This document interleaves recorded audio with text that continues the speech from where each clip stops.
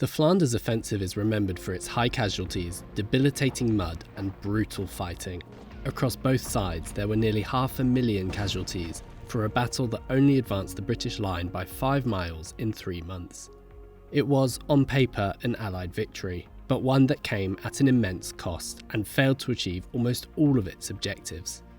The artworks and photographs commissioned during this period are some of the most dominant images of the war, and they've influenced how the war on the Western Front is remembered, with men struggling and suffering in deep mud, surrounded by broken trees and flooded shell craters. The high rate of casualties reinforced the lines led by Donkey's view of indifferent commanders well behind the front lines, sending thousands of young men to their deaths. The Flanders Offensive was a series of 8 battles, which by the 1920s had become known collectively as the Battle of Passchendaele. So how did this supposed Allied victory go so wrong? And should the battle have in fact been called off altogether? By April 1917, German forces had reinforced their positions along the Hindenburg Line, and the Allied attempts to break through during the Nivelle offensive had ended in disaster, failing to meet their objectives and causing heavy losses. The French losses at the Second Battle of the Aisne in particular led to mutinies. Although in some areas huge advances were made, by mid-May 1917 the Arras sector returned to a stalemate.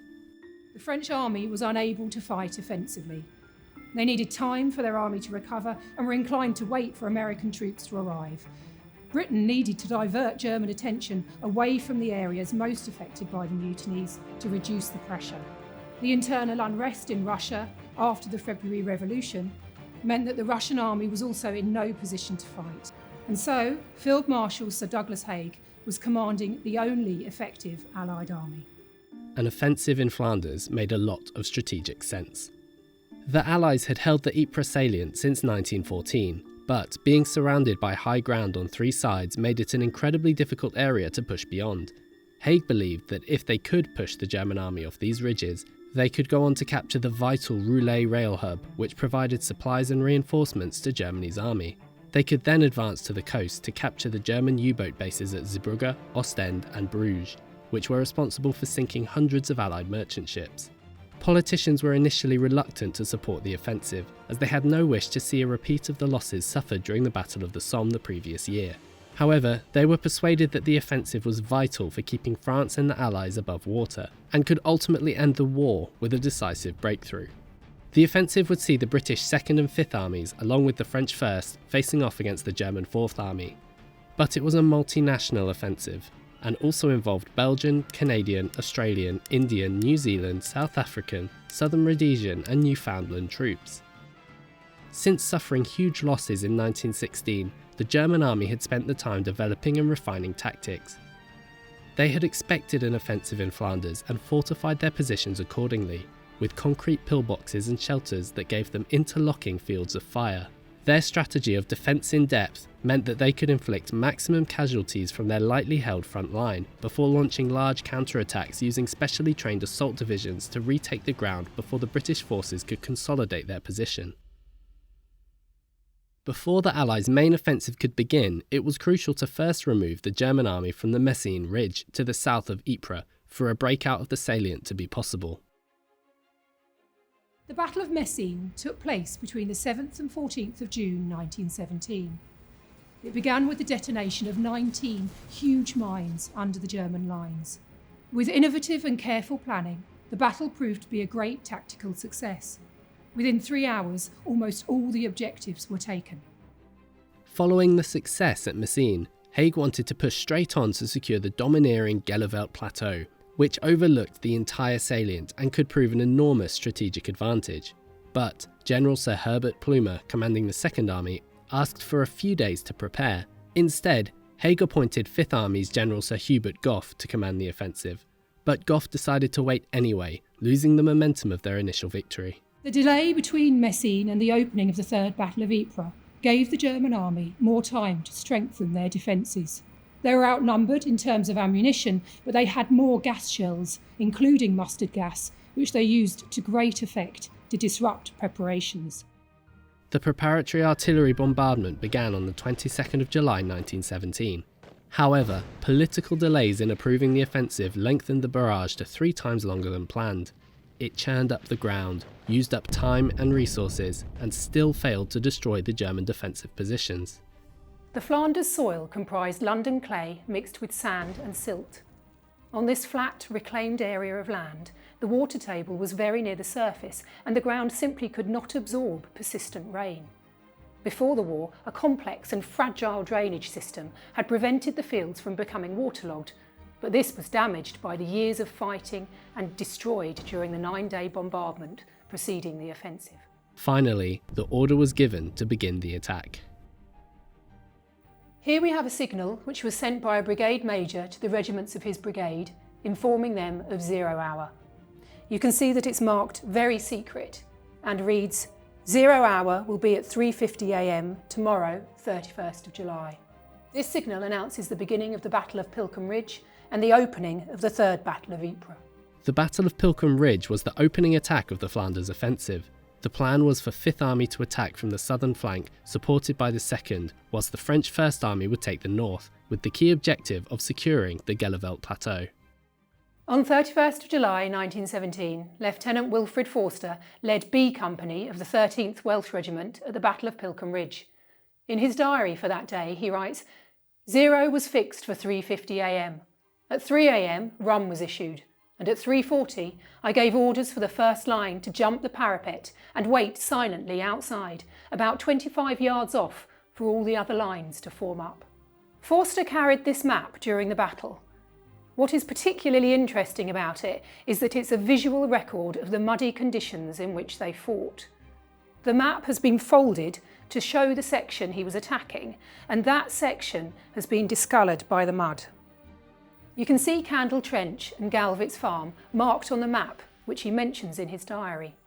He highlights the difficulty of identifying places following the bombardment. Uncertain of where they were, he writes, was this Galvitz Farm? Maps and compass to the rescue. It was difficult to say, for our shells had rendered everywhere an unrecognisable mass, a wilderness of shell holes. Eventually they reached their objective, but consolidation was difficult due to moving supplies forward. He writes, owing to Bosch shelling, I decided to vacate our temporary company headquarters in Candle Trench and establish at the trench we were digging on the Black Line left of the station strong point. It was but a shell hole truly, though better a shell hole than a shell. The night was wet and cold. The trench was getting filled more and more with water, and no rations came, nor water.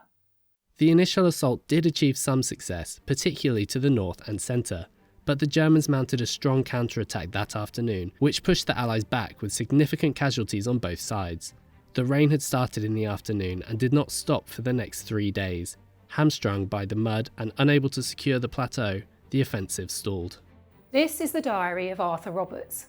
Arthur was a black British soldier with Caribbean heritage, serving with the 2nd Battalion, the Royal Scots Fusiliers. He was also at Ypres and writes in his diary, I saw sights that I never wish to see again.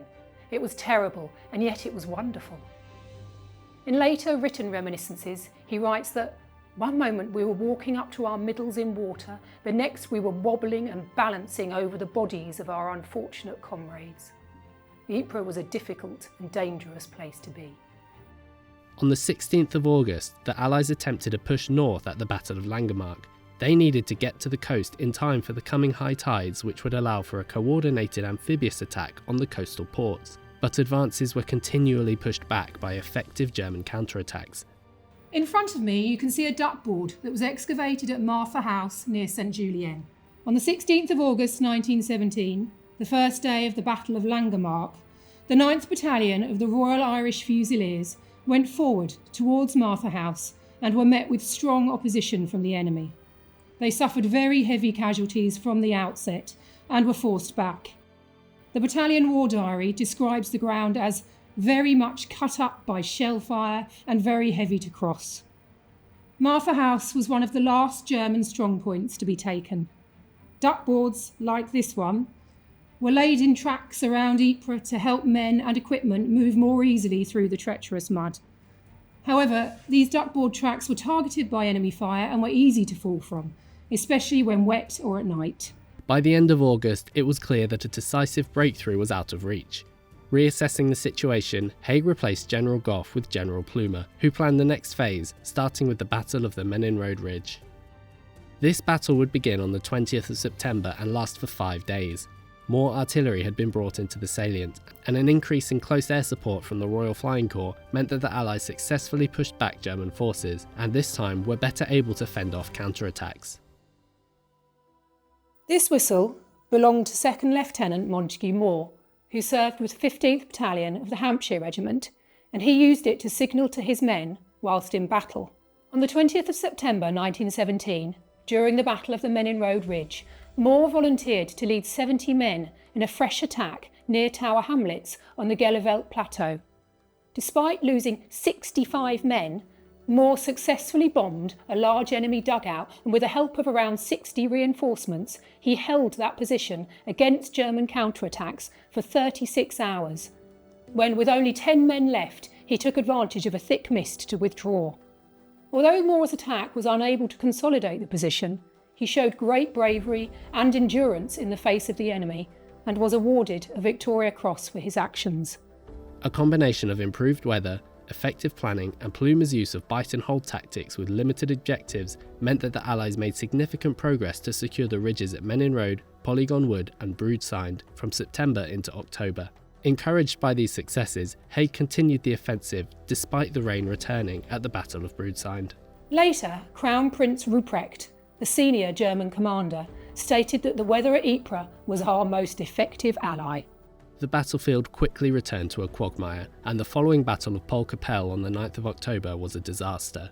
With the Allies unable to effectively move through the terrible ground conditions, any captured ground was quickly retaken by the defending Germans. To make matters worse, delays in communication had led Plumer and Haig to believe a considerable advance had been made during the battle, when in reality it had already been retaken by the Germans. This would lead them to plan the next attack on Passchendaele village for the 12th of October. Due to these miscommunications, the First Battle of Passchendaele would see an Allied advance begin around a kilometre further away from the village than planned. By the time commanders had realised the error, it was too late to make any changes to the plan.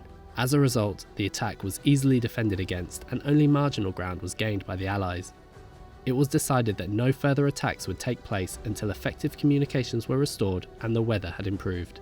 The troops were exhausted and living in appalling conditions, but in order to secure higher and drier ground for the troops to spend the winter, another attack was ordered for the 26th of October. The Second Battle of Passchendaele was the 8th and final battle of the Flanders Offensive. A series of assaults were planned over the next 2 weeks, with a few days between each one. At this time, the Canadian Corps were brought in to relieve the Australian and New Zealand infantry. The subsequent attacks captured the village, as well as the high ground along Passchendaele Ridge, on the 10th of November. 10 days later, Haig made the decision to end the offensive and reinforce their current position. The Battle of Passchendaele was over, and with it, any hope of capturing the Roulet rail hub and German U-boat bases. Although some of the battles were considered a success, overall the Third Battle of Ypres failed to achieve its objectives.